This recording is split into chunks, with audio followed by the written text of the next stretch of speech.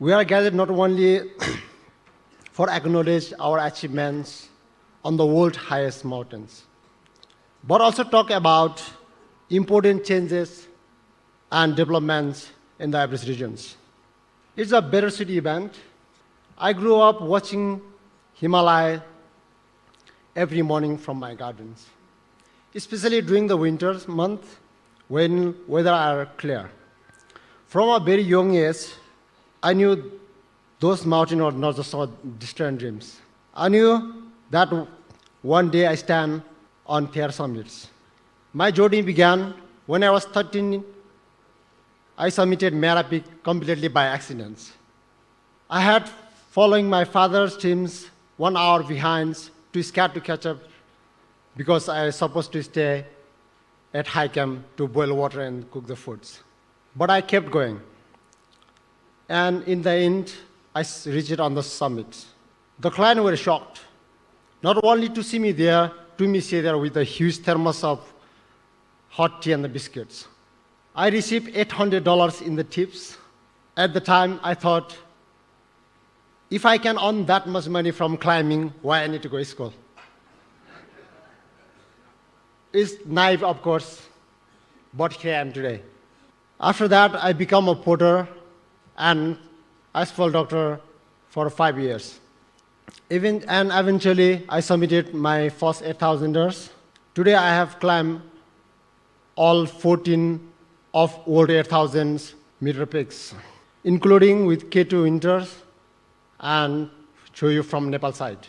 I have been many rescues, including the highest solo rescue on average at 8,400 meters. But today, I want to talk something deeper about the true of spirit of mountaineering. The camaraderie, the Sherpa community, and the culture of and spiritual meaning of those mountains we respect as a gods. Everything I mentioned might familiar, but I believe we are starting to lose those mountains. We're starting to lose the very soul of those mountains. The camaraderie is fading. Sherpa are sometimes overlooked. The deep respect we once had is melting just like a glacier. Before my solo rescue on average 2 years ago, the idea of carrying a rescue alone in the dead zones, it seems impossible. No one would do that. Too dangerous, too difficult, not worth it. But for me, I didn't even hesitate. A human life is more important than a salary or summits. I remember it clearly. I saw him shaking on the corner.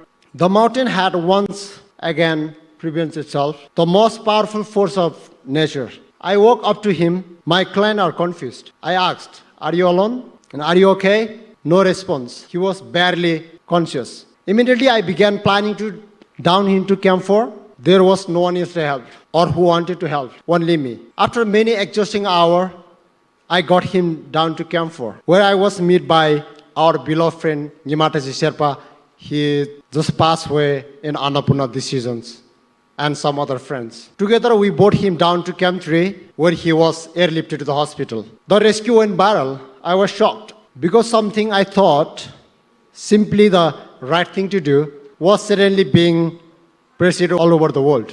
But shouldn't this be normal? Shouldn't this be kind of support? And spirit we offer one another in the mountains. The bigger issue is not just pass, people walk, other to reach their goals. Is that the mountains are becoming more dangerous, not because of the avalanche or crevasses, but because we not longer respect the mountains enough to prepare properly. I have seen climber, someone trying to do Everest summit Everest, who don't even know what the crampon is.